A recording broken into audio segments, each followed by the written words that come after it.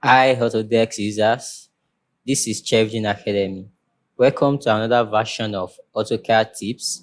In this short video, I want to show you how you can insert or import a JPG file or a PNG file or a picture into your AutoCAD drawing.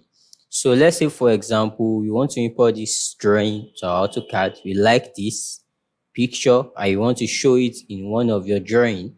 So what you just have to do is copy the picture, just copy it, or you can just click on that picture file and enter Ctrl+C to copy.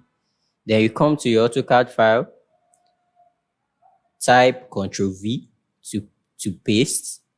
Then you select an insertion point.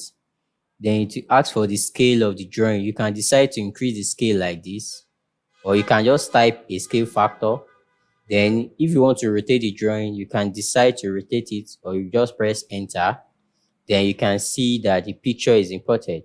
So with this format, you can import anything on your AutoCAD file. So just copy the file, the picture, either JPG, Jpeg, PNG, picture format. Then you'll be able to import them to your AutoCAD. If you like this video, kindly subscribe, give me a thumbs up. See you in the next one.